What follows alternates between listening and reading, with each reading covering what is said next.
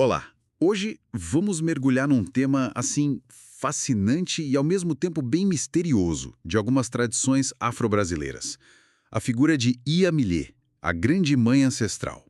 A gente tem aqui uns trechos de um texto sobre Iamilê, o poder ancestral feminino. E a nossa ideia é explorar um pouco o que essas fontes contam pra gente. Ok, vamos desembrulhar isto então.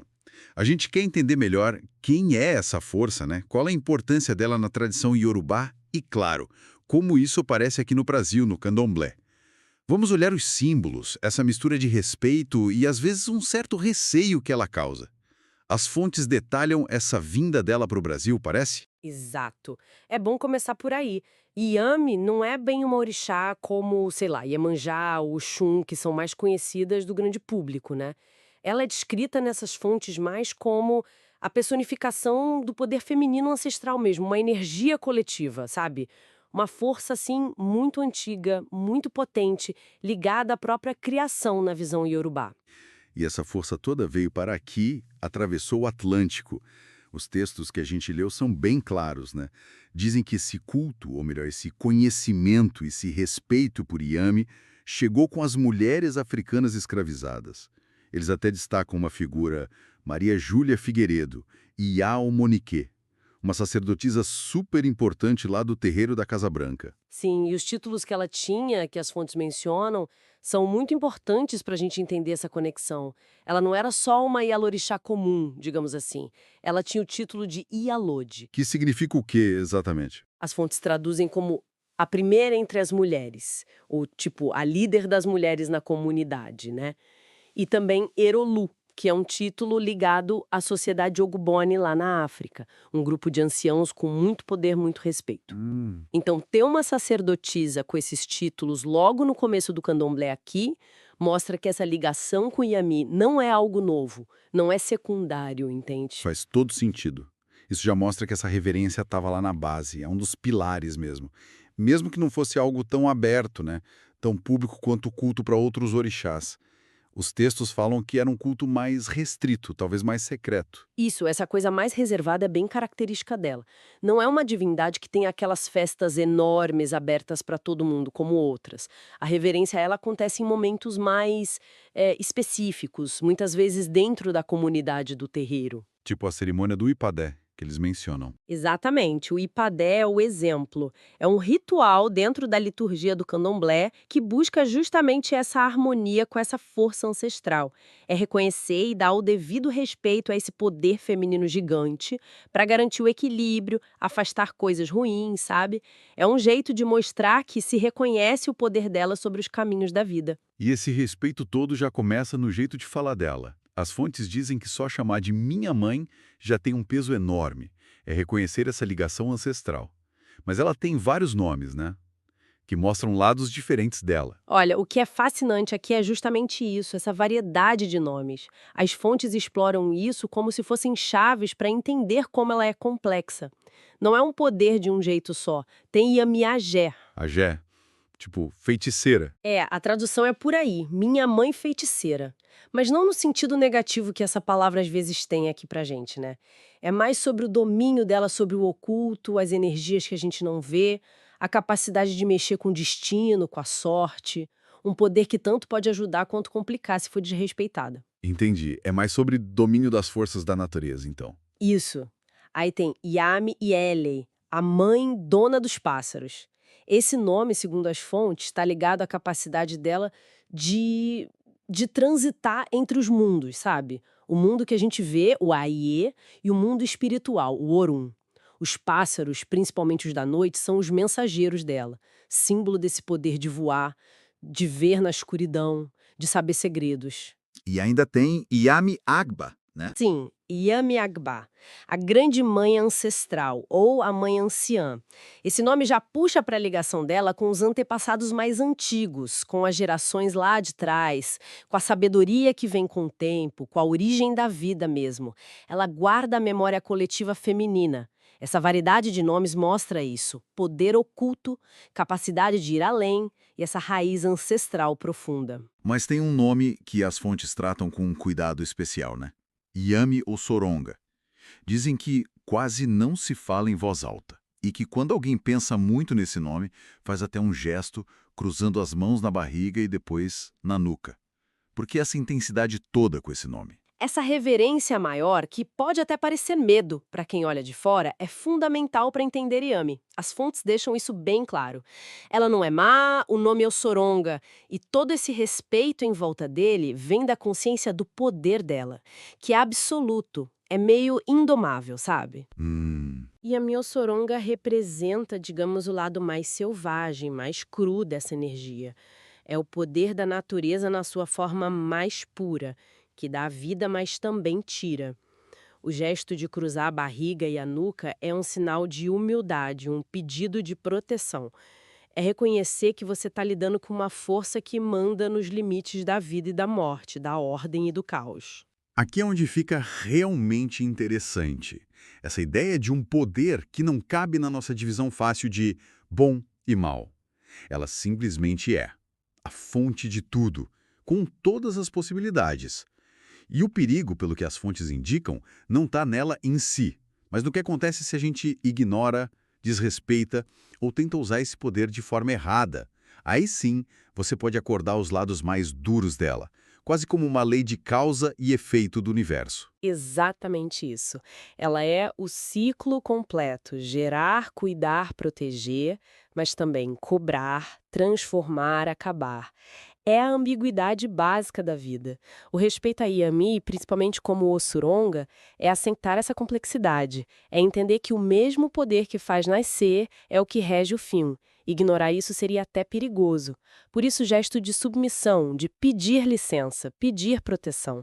Vamos entrar um pouco nos símbolos que as fontes ligam a ela? São bem fortes. O primeiro, e talvez o mais claro, é o ventre feminino. E como isso aparece simbolicamente?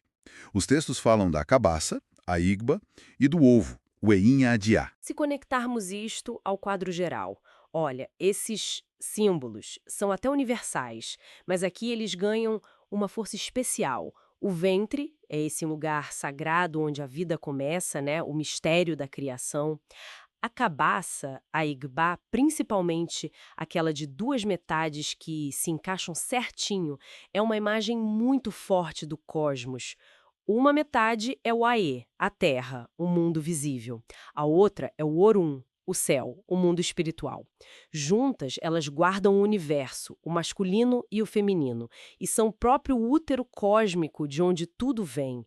É um símbolo de totalidade, de conter o poder. E o ovo? Qual o lance do ovo? O ovo, o Evinhadiê, também é muito poderoso. Ele é a potência pura, a vida ali, pronta para começar, contida, frágil por fora, mas carregando todo o mistério do que pode vir a ser. É a semente do mundo, a promessa de que a vida continua.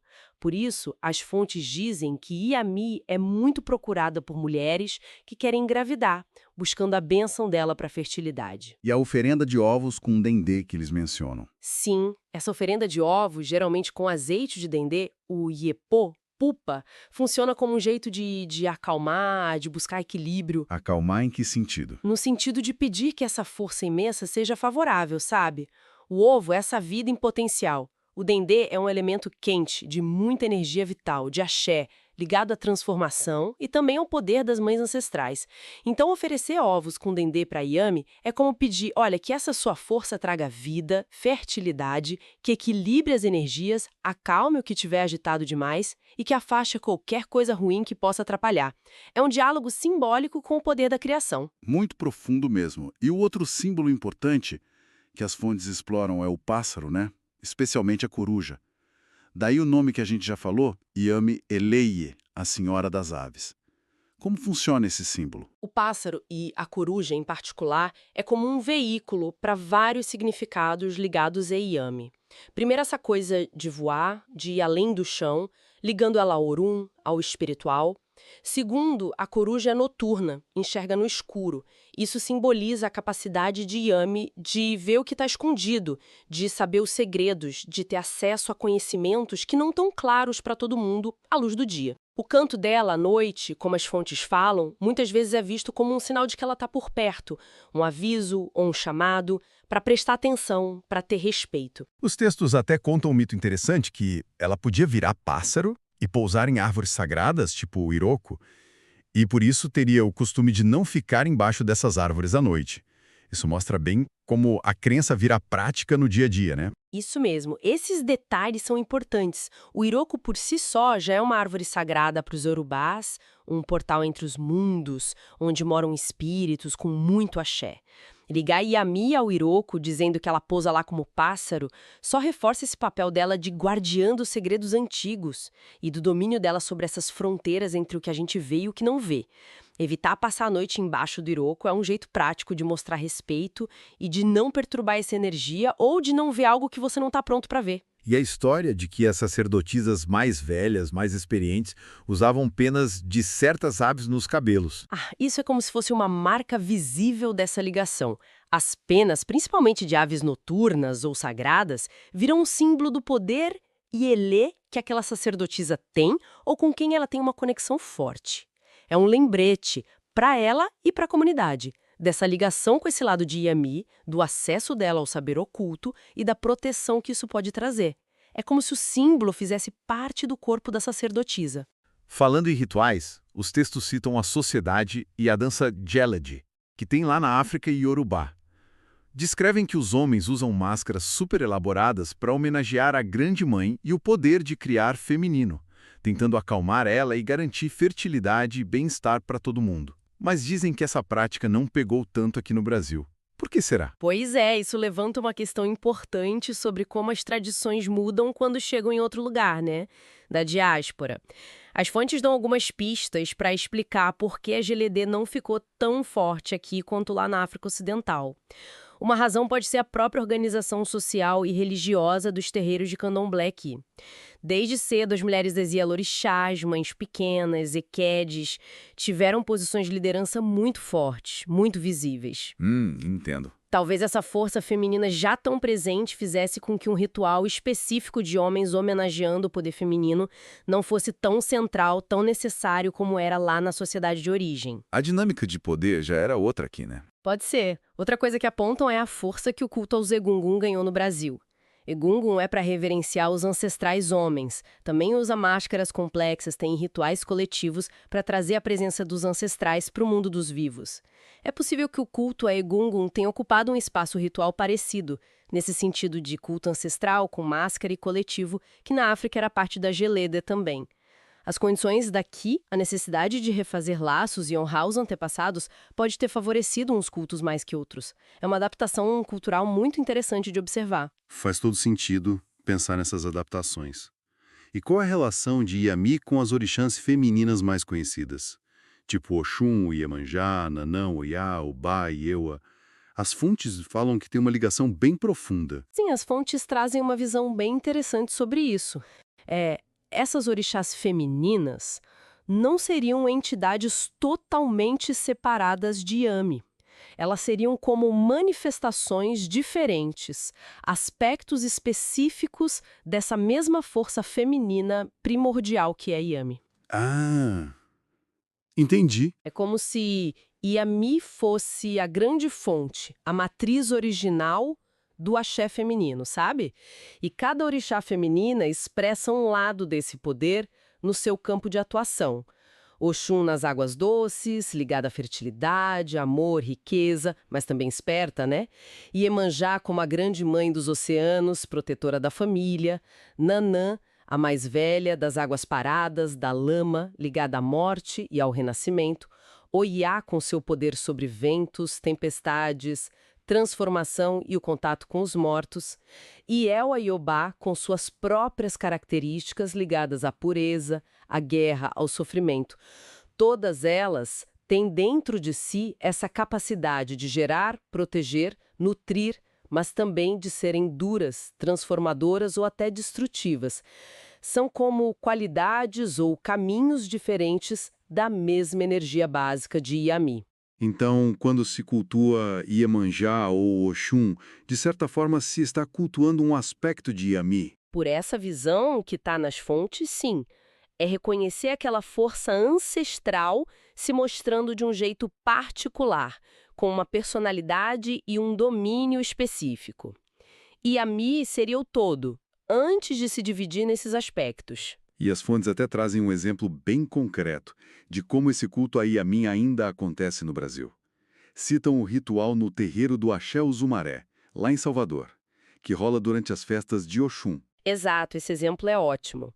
Descreve um momento em que as mulheres da casa, seguindo a Ialode, olha a importância desse título de novo, levam potes com água numa procissão até uma árvore que é consagrada a Yami, dentro do terreiro. A Ialode leva uma máscara que representa essa ancestralidade. É descrito como um ritual interno, só para os filhos da casa mesmo, não é para o público geral. E qual o objetivo desse ritual, segundo o texto? O objetivo é bem claro e profundo. É um jeito de reafirmar o poder feminino ali na comunidade, uma forma de honrar e se conectar com as mães ancestrais. O que se busca com isso é equilibrar as energias do terreiro, da comunidade e trazer a força protetora de Yami para o bem de todo mundo.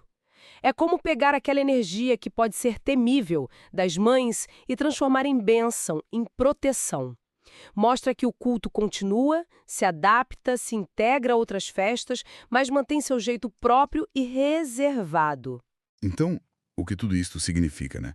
Apesar da gente ter acesso a essas informações aqui nas fontes, fica claro que uma parte grande do conhecimento e das práticas sobre Yami continua em segredo, no que as fontes chamam de Awó. Sim, o Awá, o segredo ritual, é super importante nas religiões de matriz africana, no candomblé. As fontes explicam que não é segredo por esconder por maldade, sabe? É um jeito de proteger o sagrado, o axé, de garantir que o conhecimento mais profundo só chegue para quem está preparado, para quem é iniciado, e que vai usar com responsabilidade e com respeito. É para preservar a força e a integridade do ritual do saber. Por isso, muito sobre Yami só se acessa vivendo a religião, sendo iniciado. Mas o que a gente consegue entender pelo que as fontes revelam mais abertamente é a essência dela, talvez. Exato. O que dá para a gente captar é que Yami representa a própria essência da vida em todos os seus aspectos. Ela é a força vital que está em tudo, a conexão mais profunda com a linhagem ancestral feminina, com as mães de todas as mães. Ela carrega o mistério que a gente não consegue explicar da criação e da manutenção da vida. Respeitar ela, mesmo sem saber todos os segredos, é reconhecer o sagrado que existe no feminino, na geração, na continuidade, mas também na transformação e no fim das coisas. Ela é essa mãe de todas as mães, que, como as fontes dizem, pode tanto dar a vida e cuidar, quanto cobrar e acertar as contas. Reconhecer isso é aceitar que a vida é complexa, tem esses dois lados mesmo. Perfeitamente colocado. Reverenciar Yami é aceitar essa complexidade toda. É entender que a bênção e a dificuldade, criar e destruir, vida e morte, não são coisas opostas que se excluem. São lados da mesma moeda cósmica. E quem governa isso é essa força ancestral feminina poderosa e cheia de mistério. Bom, resumindo então o que essa nossa conversa sobre as fontes mostrou, Yami aparece como essa figura incrivelmente forte, cheia de faces, complexa mesmo, do poder ancestral feminino na tradição iorubá e no candomblé. A gente viu os símbolos dela, o ventre na cabaça e no ovo, os pássaros da noite como mensageiros e como eles mostram o domínio dela sobre os ciclos de vida, morte e o saber oculto. Entendemos que essa mistura de reverência e cautela não é por ela ser má, mas por se reconhecer um poder absoluto, que pede equilíbrio e respeito. E vimos como ela continua presente, mesmo que muitas vezes coberta pelo segredo, o Aó, e adaptada ao Brasil, mas como um pilar fundamental no candomblé desde o começo, com gente como Maria Júlia Figueiredo, até os rituais de hoje. E só para deixar uma reflexão final, pegando justamente essa complexidade toda que as fontes trouxeram para a gente. Se Yami representa de um jeito tão forte tanto a capacidade de criar quanto a de destruir, e se a relação com ela pede esse equilíbrio constante, delicado, o que será que isso diz sobre como essas tradições antigas viam a natureza do poder, especialmente o poder feminino? talvez elas não vissem por essa lente simples de bem contra mal, mas como uma força da natureza mesmo, completa, ambivalente, essencial para a vida existir. Uma força com a qual a gente precisa aprender a conversar, a conviver com sabedoria, com respeito e principalmente com humildade diante do mistério todo.